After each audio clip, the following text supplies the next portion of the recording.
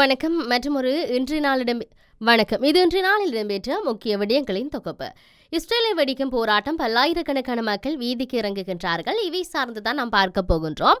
Israel பிரதமர் Benjamin நெத்தன்யாகுவின் அரசாங்கத்துக்கு எதிர்ப்பு தெரிவித்துள்ள 1000க்கும் மேற்பட்டோர் போராட்டத்தில் ஈடுபட்டுள்ளனர். ஹாசா போர் மற்றும் பாலஸ்தீன பிரதேசத்தில் உள்ள பணிய கைதிகளை விடுவிப்பது குறித்து பேச்சுவார்த்தை நடத்தாமைக்கு எதிர்ப்பு தெரிவித்து போராட்டம் முன்னெடுக்கப்பட்டுள்ளது. ஒவ்வொரு வார இறுதியில் இஸ்ரேலின் மிகப்பெரிய நகரமான டெல் அவில் மக்கள் வீதிக்கு இறங்குவதாக சர்வதேச ஊடகங்கள் செய்தி வெளியிட்டுள்ளன. மேலும் சிலர் தேர்தல் ஒன்றை வலியுறுத்தியதாகவும் தெரிவிக்கப்பட்டுள்ளது. பிரதமர் பெஞ்சமின் நெத்தன்யாகுவின் ஒவ்வொரு செயலும் இஸ்ரேலின் அழிவின் திசையில் உள்ளது எனவும், கடந்த வருடம் அக்டோபர் இடம்பெற்ற தாக்குதலுக்கும் அவர் பொறுப்பு என ஓய்வு பெற்ற சிவில் அதிகாரி ஒருவர் சொல்லியிருந்தார். இதேவேளை எருசலேம் போராட்டத்தில் ஈடுபட்டவர்கள் போரை நிறுத்துவது மற்றும் நாம் அனைவரும் சமமாக உருவாக்கப்பட்டுள்ளோம் என்ற உள்ளிட்ட வாசகங்கள் எழுதப்பட்ட பதாதைகளை ஏந்தியவாறும் கோஷங்களை எழுப்பியவாறும் போராட்டத்தில் ஈடுபட்டனர். எருசலேமில் உள்ள சிலர் காசா போரை முடிவுக்கு கொண்டு வருவதற்கான நேரம் இதுவெனவும், நாட்டின் அரசியல்வாதிகளால் சமத்துவத்திற்கு முன்னுரிமை அளிக்கப்படும் என்றும் நம்புகின்றனர். ஹமாஸ் போராளிகளால் சிறைப்பிடிக்கப்பட்ட 251 பணிய கைதிகளில் 116 பேர் காசாவில் இருப்பதாக இஸ்ரேல் நம்புகின்றது. 41 பேர் இறந்துவிட்டதாக இஸ்ரேல் ராணுவம் கூறுகின்றது. இதையும் தாண்டி பாலஸ்தீன மக்களுக்கு எதிராக இஸ்ரேலிய நில ஆக்கிரமிப்பு செயற்பாடுகளை ஆண்டு வரிசையில் தரவுகளுடன் ஐங்கரன் விக்னேஸ்வரா விளக்கியுள்ளார். பாலஸ்தீனம் எரியும் தேசம் நூலை அறிமுகம் செய்த சிட்னியின் மூத்த தமிழ் செயற்பாட்டாளர் தனபாலசிங்கம் சொல்லியிருந்தார். சிட்னி தமிழ் மன்றம் ஆதரவில் ஐங்கரன் விக்னேஸ்வராவின் 3 நூல்கள் வெளியிடும் இலக்கண அங்குரார்ப்பணமும் அண்மையில் இடம்பெற்றிருந்தது. இதில் தற்போதைய பாலஸ்தீன மக்கள் மிகவும் நெருக்கடியான காலத்தில் இனப்படுகொலை ஒன்றுக்கு முகம் கொடுத்து கொண்டிருக்கின்றனர். உலக நாடுகள் வெறுமனே கண்டிப்புடன் கைகட்டி வேடிக்கை பார்க்கின்றன.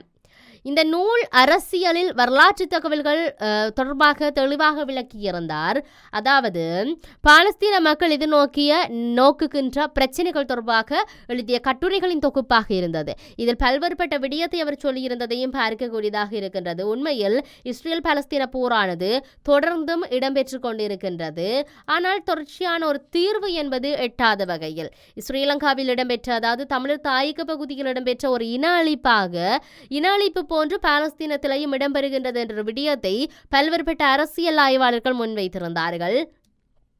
இஸ்ரேலிய போர் விமானங்கள் ஜூன் மாதம் 18 நேற்றைய தினம் நடத்திய தாக்குதலில் மத்திய காசாவின் 2 அகதி முகாம்களைச் சேர்ந்த 17 பாலஸ்தீனியர்கள் கொல்லப்பட்டனர். தென்பகுதி காசாவின் ரபா நகருக்குள் இஸ்ரேலிய பீராங்கனைகள் அடுத்தடுத்து முன்னேறி செல்லும் வேளையில் இந்த தாக்குதல் இடம்பெற்றுள்ளது. ரபாவின் பல்வேறு பகுதிகளில் இருந்து பீரங்கிகளில் இருந்து போர் விமானங்களில் இருந்தும் குண்டுகள் மழை போல பொழிந்ததாக குடியிருப்பாளர்கள் தெரிவித்தனர். குறிப்பாக மே மாதத்துக்கு முன்பு 1 மில்லியனுக்கும் மேற்பட்டோர் அகதிகளாக அடைக்கலம் புகுந்த பகுதிகளில் தாக்குதல் தீவிரமாக நடத்தப்பட்டது என அவர் கூறினர். அந்த நகருக்குள் இஸ்ரேலிய படைகள் நுழைந்ததிலிருந்து அங்கிருந்த பெரும்பாலான மக்கள் நகரின் வடக்கு பக்கமாக திரும்பி தப்பி ஓடினர்.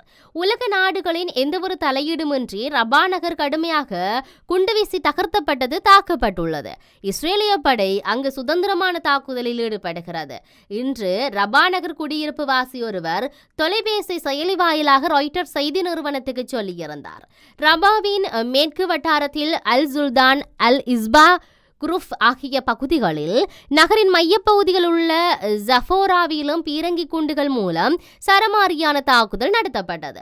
எகிப்துடனான எல்லைப் பகுதியையும் முக்கியத்துவம் வாய்ந்த ரஃபா எல்லை கடக்கும் பகுதியையும் இஸ்ரேல் ஆக்கிரமித்து வருகிறது. கிட்டத்தட்ட எல்லா பகுதிகளையும் இஸ்ரேல் ஆக்கிரமித்து விட்டது. கடுமையான எதிர்ப்பு கிளம்பினாலும் அவர்கள் சமாளிக்கின்றார்கள்.